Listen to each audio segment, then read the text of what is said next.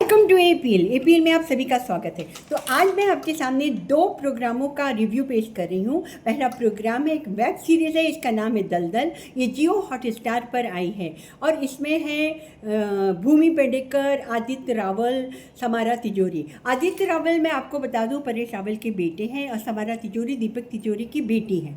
तो इन्होंने दोनों ने बड़ा अच्छा काम किया। ये एक क्राइम बेस्ड वेब सीरीज़ है जो मेरी समझ में बिल्कुल नहीं आई, क्योंकि उसमें सभी लोग हैं ना बहुत नेगेटिव कैरेक्टर हैं और जो मर्डर हो रहे हैं और जो मर्डर कर रहे हैं ये समारा तिजोरी और आदित्य रावल मिलकर ये इतने कीड़े कांप से, मतलब पतले दुबले मरगिलने से लगते हैं कि मुझे लगता नहीं है कि इतनी ब्रूटली ये लोग मर्डर कर सकते हैं। इनकी अपनी कहानी है, इनके अपने बचपन में इनके साथ क्या क्या हुआ था। जैसे समारा तिजोरी के साथ बहुत बुरा हुआ था, उन्हें बॉयज़ हॉस्टल में छोड़ दिया गया था, उनके साथ कितना बुरा व्यवहार किया गया था, कैसे उनको असॉल्ट किया गया था। इसी तरह भूमि पेडनेकर की भी कहानी है कि उन्हें भी उनकी बांध ने कितना मतलब प्रोवोक किया था कि वो मर क्यों नहीं जाती, वो कुछ नहीं करना चाहती। तो ये सारी चीज़ें ना साथ साथ कहानी में चलती रहती हैं। मुझे तो ये समझ में नहीं आया कि ये जो दलदल नाम की सीरीज़ है वो बनाई क्यों गई है। देखिए, कुछ सीरीज़ ऐसी होती हैं कि आपको लगता है कि एंटरटेनमेंट के लिए बनाई गई है, कुछ इन्फॉर्मेटरी होती हैं, आपको कुछ इन्फॉर्मेशन मिलती है, कुछ बायोपिक होती हैं कि आपको लगता है कि ये किसी के जीवन पे आधारित है। तो इसमें हमें दिखाया गया है कि उसकी कहानी कैसे आगे चलती। मगर दलदल जैसी सीरियल में मुझे ना एंटरटेनमेंट नज़र आता है, ना कोई मैसेज नज़र आता है, ना कोई सोल्यूशन नज़र आता है। बेमतलब में जो ऐसा दिखाया गया है कि समाज में कई लोग जो बहुत अच्छे बनते हैं उनका मर्डर होता रहता है, वो वास्तव में अच्छे नहीं होते। पर इसमें जो बाकी जो लड़की जो औरतों को मारा जाता है, पुलिस इंस्पेक्टर को, वो तो बेचारे अच्छे थे, उनको क्यों मारा गया ये समझ में नहीं आया। काफ़ी कंफ्यूजिंग सी सीरियल है, मेरे बिल्कुल दिमाग से बाहर है। एक तो शिवानी राय जो कैरेक्टर इन्होंने किया है अपनी भूमि पेडनेकर, ये बहुत ही एकदम इन्हें सुमड़ा सा फेस लेके बैठी है, उनके चेहरे पे कोई एक्सप्रेशन भी नहीं आता और वो क्यों ऐसी है ये कन्विंसिंग भी नहीं लगता। Execution of the characters are very week.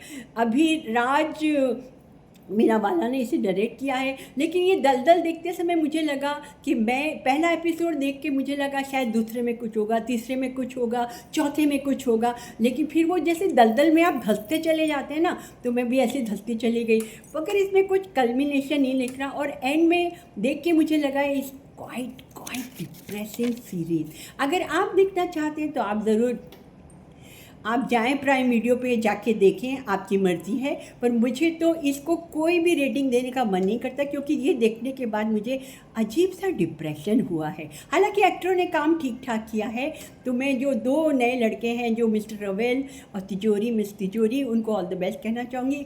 आगे और अच्छा काम कीजिए, wish you all the best. तो ये आपके ऊपर छोड़ती हूँ कि आप दलदल में घुसना चाहते हैं, उसमें धंसना चाहते हैं या नहीं। इसके बाद मैं एक बात करूँगी, बहुत अच्छी फिल्म अभी अभी रिलीज़ हुई है रानी मुखर्जी की, उसका नाम है मर्दानी 3। जी हाँ, मर्दानी जो फ्रेंचाइज है इसके 1 और 2 आ चुके हैं, तो ये मर्दानी 3 है। अब आप ये ज़रूर कहेंगे शायद मेरा रिव्यू सुनते समय कि मैं थोड़ी बायस्ड हूँ। जी हाँ, और मुझे एक्सेप्ट करने में कोई भी परेशानी नहीं होगी अगर मैं ये कहूँ कि रानी मुखर्जी की मैं ग्रेट फ़ैन हूँ, क्योंकि हमारे यहाँ बहुत कम ऐसी एक्ट्रेसेस बची हैं जो वास्तव में एक्टिंग की ABCD जानती है। Rani Mukherjee is one of them. Rani Mukherjee इतनी अच्छी एक्ट्रेस हैं कि वो जब स्क्रीन पे आती है ना, तो स्क्रीन एकदम ऐसा लगता है पूरा भर गया है। मतलब कैरेक्टर से, एक्टिंग से, उनका वॉक करना, उनका मेकअप, उनका स्टाइल, उनका बोलना और उनका कैरेक्टर भी मर्दानी का सेम कैरेक्टर, हालांकि सेम जो पैटर्न पे दिल्ली क्राइम भी बनी है उसका भी यही पैटर्न है। उसमें भी पुलिस इंस्पेक्टर रहती हैं और लड़कियां गायब होती हैं, लेकिन फ़र्क सिर्फ इतना है कि ये मर्दानी 3 में रानी मुखर्जी इज़ प्लेइंग शिवाजी राय का कैरेक्टर कर रही है। ये भी एक ना क्राइम ब्रांच की जो डिटेक्टिव रहती है, ये ढूंढने की कोशिश करती हैं। लड़कियां अचानक से गायब होना शुरू हो जाती हैं। उसके बाद उन्हें पता चलता है, उन्हें ये भी पता चलता है कि एक मिनिस्टर की बेटी को ढूंढने के लिए तो सारी फोर्स लगाई जा रही है, पर एक बेचारे गरीब की बेटी ढूंढने के लिए कोई कुछ नहीं कर रहा है। लेकिन उनका ये मकसद रहता है कि वो सबके लिए एक सा काम करेंगी और वो काम भी करती हैं। बाद में जो पता चलता है एक बहुत ही अजीब क्रूर सी महिला होती हैं जो उनका मतलब वो कैसे लड़कियों को गायब करती है, कैसे लड़कियों को बेच रही हैं। और उसमें एक और कैरेक्टर आता है जो लिखने में तो बड़ा अच्छा लगता है, लेकिन बाद में पता चलता है कि वो लड़कियों पे एक्सपेरिमेंट कर रहा था कैंसर की ड्रग बनाने के लिए, और कैसे वो डील करता है। इसको डायरेक्ट किया है अभिराज मीनावाला ने, जो कमाल का डायरेक्शन है। रानी मुखर्जी को जिस तरह से पेश किया गया है वो तो देखते ही बनता है। इसमें जो अम्मा एक बनी है, उनका कैरेक्टर है मल्लिका प्रसाद, वो बहुत अच्छी थिएटर की भी आर्टिस्ट हैं और बहुत रिनाउंड एक्ट्रेस है। उन्होंने काम भी बहुत अच्छा किया है, पर मुझे लगता है कि उनकी जगह कोई और स्ट्रॉन्ग कैरेक्टर होता तो ज़्यादा अच्छा लगता। हालांकि उनके काम को लेकर मैं बिल्कुल ये नहीं कहूँगी कि उन्होंने अच्छा काम नहीं किया है। उसके बाद एक ब्रजेश कश्यप जो कैरेक्टर हैं, जो अम्मा का बेटे बने हैं, जो बाद में टोटली नेगेटिव होती है, और रानी मुखर्जी उनके साथ क्या व्यवहार करती है, उनको कैसे सीख देती हैं, उन्होंने बड़ा अच्छा काम किया। वैसे मैं इनके जो यशराज फिल्म है, ये कभी अच्छे अच्छे लड़के ढूंढ के लाते हैं नेगेटिव रोलों में, तो कमाल का लाते हैं। पहले मर्दानी 1 और 2 में भी उन्होंने बहुत अच्छे विलेन इंट्रोड्यूस किए थे, तो बहुत अच्छा। मतलब मैं तो कहूँगी ये मर्दानी आपको ज़रूर देखना चाहिए।